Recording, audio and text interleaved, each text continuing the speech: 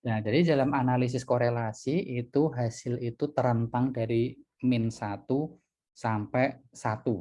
Jadi -1 dan 1 ini artinya sama. Jadi korelasinya sempurna. Sementara untuk 0,6 itu bisa masuk kategori. Jadi 0,6 ke atas itu bisa dikatakan korelasinya kuat. Sementara untuk yang korelasi 0,3 sampai di bawah 0,6 jadi 0,5 sekian itu masuknya korelasinya sedang, dan kemudian di bawah 0,3 itu masuk kategori korelasinya lemah. Begitu juga untuk nilai yang minus, sifatnya sama, baik itu yang minus 0,1 maupun yang plus 0,1. Yang minus 0,3 itu sama dengan yang plus 0,3. Jadi itu hanya arah hubungannya saja. Jadi skor negatif itu hanya menunjukkan arah hubungannya. Lalu cara menggunakan atau melakukan analisis korelasi itu regresi ya, sama kemudian metric correlation. Nah, kita tinggal memilih nih variabel mana yang akan kita uji, variabel yang akan kita korelasikan, misalnya antara Y1 dan Y2. Nah, di sini langsung nih keluar hasilnya,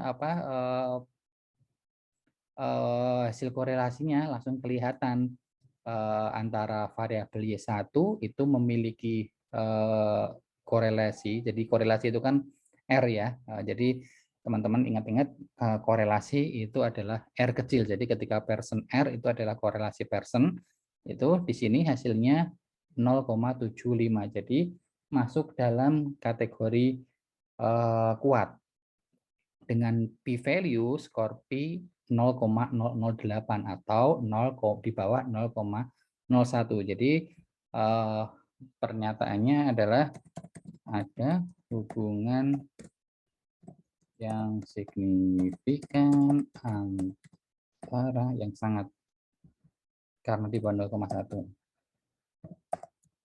signifikan antara Y1 dan Y2 dengan R sama dengan 0,75, P lebih kecil dari 0,01.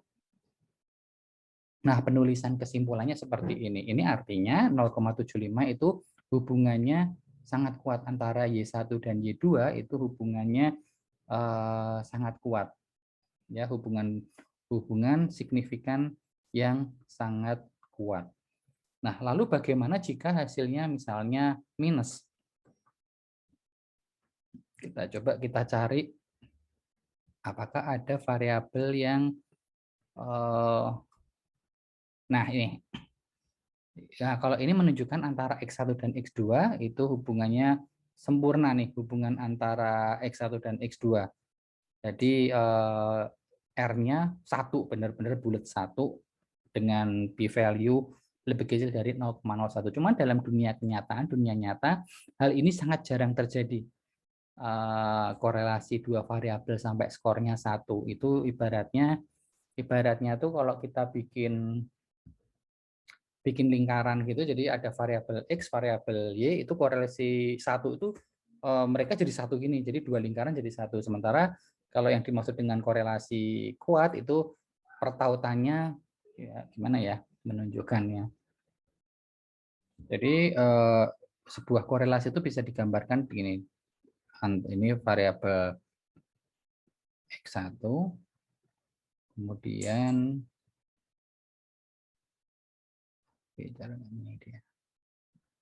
ini variabel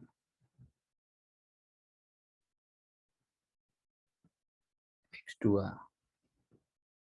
Nah, korelasi itu yang ada di sini. Nah, dikatakan korelasinya itu 1, itu kalau gambarnya itu kayak gini nih. Dan ini sangat jarang terjadi.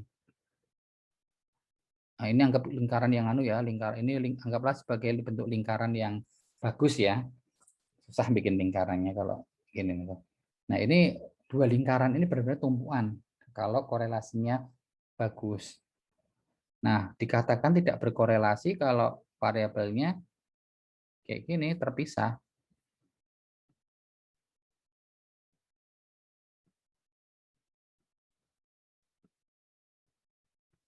1. Nah, ini korelasi yang 0. Jadi korelasi 0 itu seperti ini.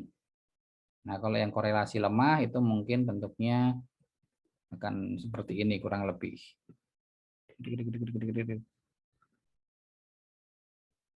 Nah, mungkin seperti ini. Jadi yang dimaksud korelasi itu adalah yang di sini ini. Nah, itu teman-teman. Sampai sini ada yang mau ditanyakan mengenai korelasi? Kalau sudah ada, kita akan kembali ke Jamovi-nya. Ini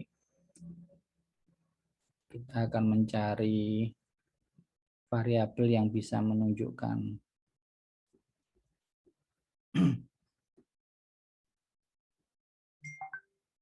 nah ini. Nah, ini tapi sayangnya P-nya P-nya tidak signifikan ya. Jadi ini bisa dikatakan hubungannya tidak signifikan. Tapi ini cuma saya mau menunjukkan ini skor Pearson R-nya negatif. Itu artinya hubungan atau korelasi dua variabel itu sifatnya negatif. Ada hubungan yang sangat signifikan tapi negatif. Hubungan yang negatif itu seperti apa? Hubungan negatif itu yang variabel X-nya itu semakin tinggi variabel X, maka semakin rendah variabel Y-nya. Jadi sifatnya berkebalikan, yang satunya naik, satunya turun. Itu bentuknya negatif. Tapi kalau yang satunya naik, variabel X-nya naik dan variabel Y-nya naik, itu bentuk R-nya positif. Sedangkan kalau variabel X-nya turun dan variabel Y-nya juga turun, jadi sama-sama turun, itu juga namanya positif. Jadi selama arahnya itu searah ya, jadi misalnya semakin tinggi variabel X, semakin tinggi juga variabel Y, atau semakin rendah variabel X, semakin rendah juga variabel Y, itu artinya Pearson-nya ini R-nya positif. Sementara kalau negatif, variabel X-nya semakin tinggi, variabel Y-nya semakin rendah, atau sebaliknya variabel X-nya semakin rendah, variabel Y-nya semakin tinggi. Nah, itu bentuk dari R yang negatif atau R yang positif itu ke situ arahnya. Jadi, lalu apa yang perlu diperhatikan oleh teman-teman ketika melakukan uji analisis korelasi? Yang pertama kali teman-teman perlu perhatikan adalah P-nya, P-value-nya. Jadi P-value-nya ini harus di bawah 0,05 dulu. Jadi kalau di bawah 0,05, oh berarti memang hubungannya signifikan dengan